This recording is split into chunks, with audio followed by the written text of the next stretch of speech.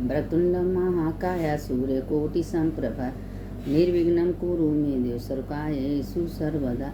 मंगलम भगवान विष्णु मंगलम गणध्वज मंगलम पुंडरीकाक्ष मंगलाय तनो हरि। शंकर शंकर हर हर शंकर शंकर शंकर जय जय शंकर मंगल भवने मंगल हारी। उमा जपत हे त्रिपुरारी सदा भवानी दाहिने गौरी पुत्र गणेश पांच देव रक्षा करे ब्रह्मा विष्णु महेश मृत्युंजय महादेव त्राहि माम शरणागत जन्म मृत्यु जरा व्याधि पीड़ितम कर्म। देखिए कल एकादशी है, एकादशी का जितना कथा है सबके को हम फॉरवर्ड कर दिए हैं पर साल का, उसको आप लोग सुन लीजिए। 7 से 9 बजे के अंदर पेठा का पारण करना है। परिवर्तनीय एकादशी कल है, कल भगवान ने करवट लिया है इसीलिए उसका नाम है परिवर्तनीय एकादशी। ये परिवर्तनीय एकादशी जो है इस एकादशी में भगवान जब करवट लिए हैं तो उसमें क्या है कि इसको बामन द्वादशी भी कहते हैं। तो जब बामन द्वादशी आएगा रविवार के दिन तो आप लोग चावल दही दान करना, चावल दही का भोग लगाना भगवान के। उस दिन चावल दही का बहुत महिमा है। चावल बना लीजिएगा, थोड़ा सा दही ले लीजिएगा, चावल दही का भगवान को भोग लगाइएगा, वही प्रसाद आप लोग ग्रहण करिएगा रविवार के दिन। और 7 के 9 के बीच में पेठा खा के पारण कर लीजिएगा। और उसके बाद नहीं मंत्र है राम रामेति रामेति रमे रामे मनोरमे सहस्त्र नाम ततुल्यम राम नाम वरान। ये मंत्र बोलते रहिए, सहस्त्र नाम का फल मिलेगा। देखिए एकादशी सब उत्तम है और जो एकादशी जीवन में करता है कभी कोई प्रकार के ये जन्म तो जन्म, अगला जन्म, पिछला जन्म, जिंदगी जन्म का बनता है। क्योंकि एकादशी ऐसा चीज़ है कि अपना जितनी शरीर से भूल चूक 84 लाख जो इनका पाप है सब नष्ट कर देता है। इसीलिए एकादशी का व्रत सबको करना चाहिए। लेकिन हम द्वादशी में आप पारण का सब बता दे रहे हैं और कि कल एकादशी में क्या क्या करना है और कथा हम भेज दिए हैं, फॉरवर्ड कर दिए, उसको आप लोग सुन लीजिएगा कल। अब देखिए कि अब बड़ा रविवार है, बड़ा रविवार का कथा हम कल आप लोग को भेजेंगे क्योंकि बहुत बड़ा रविवार है। जो ये रविवार का व्रत करता है 12 महीना के रविवार करने का पुण्य आपको मिल जाएगा, इसलिए बड़का रविवार है इस बार। तो अगर 12 महीना तो हम लोग रविवार का व्रत करते नहीं हैं तो एक चेक कर लीजिए, पूरा रविवार का व्रत का पुण्य मिल जाएगा।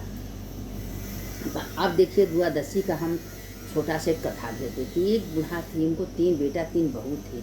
अब बूढ़ा बरहो मास सब दिन एकादशी का व्रत करती थी और द्वादशी में तुलसी को जल चढ़ाना, भोग लगाना, पूजा करना करती थी। और जब करते करते एक दिन क्या हुआ कि तीनों बहू को खलल हुआ क्योंकि बूढ़ा जो है बहुत धर्म करती थी, पूजा है, पाठ है, धर्म है, दान है, पुण्य करती थी, गंगा स्नान करती। बहुओं को अच्छा नहीं लगता था। वो अपने अपने पतियों से कहती थी कि माता जी हम लोग का सब बर्बाद कर दे रही हैं, इतना धर्म कर्म पूजा पाठ करेंगे तो कहाँ से बताइए हम लोग के घर में रहेगा।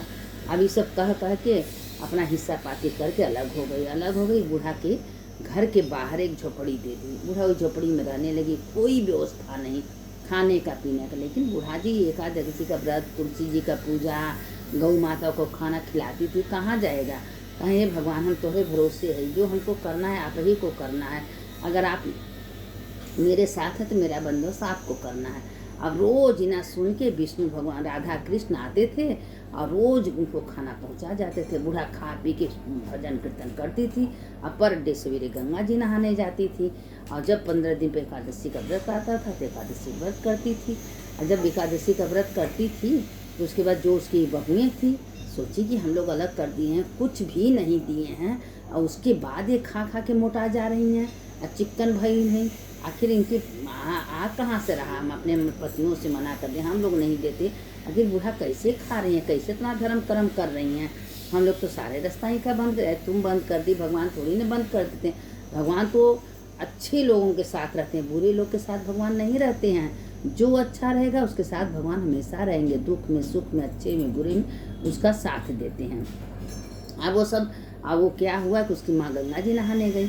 अभी तीनों बहुएं मिल के उसकी झोपड़ी में गई, लगी ढूंढने ढांढने, देखी बूढ़ा क्या खाती है, क्या रखी है, क्या नहीं रखी है। फूल ढूंढ रही है, देखें तो कुछ नहीं है। और जब कुछ नहीं, जब चले लगी तो वहाँ से ज्यों कमरे में से निकली, तीनों का हाथ पैर लखनाने लगा, तीनों कुतिया बन गई। जब तीनों कुतिया बन गई तो इसीलिए कहते हैं जो अपने सास को कष्ट देता है, पति से झूठ बोलता है, पति से सारी बात छिपाता है, कर्म करो लेकिन पति से चोरी मत करो, पति से सारी बात कह दो। और जो सास से झूठ बोलता है, सास को शक करता है, सास को इज्जत नहीं करता, सम्मान नहीं करता, वह अगले जन्म में कुतिया बनता है। इसीलिए अगर सास आपके घर में है तो आपकी देवी हैं, आपके रक्षक हैं।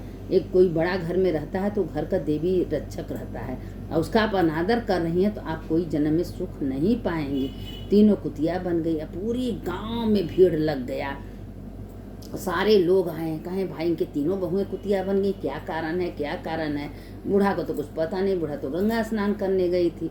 जब गंगा स्नान करके आई, देखे तो उनके घर में मार भीड़ भीड़। कहें क्या बात है भाई, इतना भीड़ क्यों है।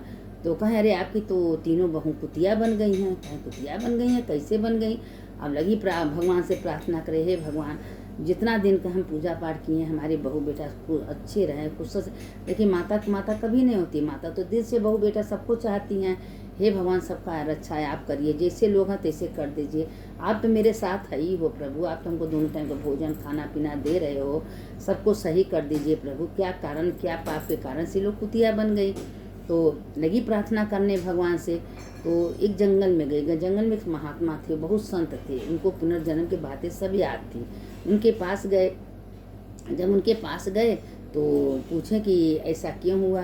तो कहें कि वो तुम्हारे घर में शक करने के लिए, चोरी करने के लिए भगवान से बर्दाश्त नहीं हुआ, इस सबको कुतिया बना दिया, ये सब आपके प्रति बहुत विद्रोह रखती थी। तो कहें कैसे ठीक होगा। कहें कैसे ठीक होगा, जब आप गंगा जी नहाने जाती हैं, अब आप अपने नहाने का जल इकट्ठा करिए, आई लोगों को 1 साल तक कह दीजिए आके नहाएं।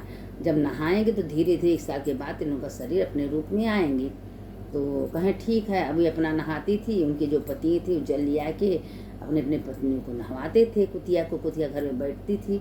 अब लेकिन कुतिया भों भों करे, बोली, लेकिन कुछ कह तो सकती नहीं है क्योंकि कुतिया का शरीर पा गई।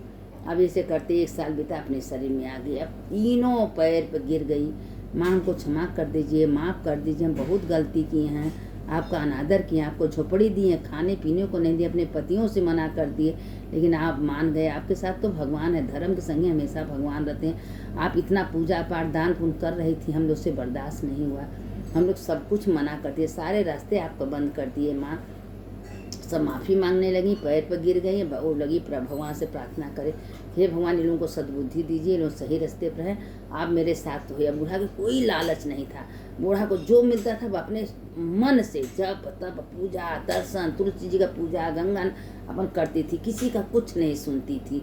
कहती थी भैया तुम लोग मज़े में रहो, कमाओ खाओ, अपने घर में मस्त रहो, हमको छोड़ दो।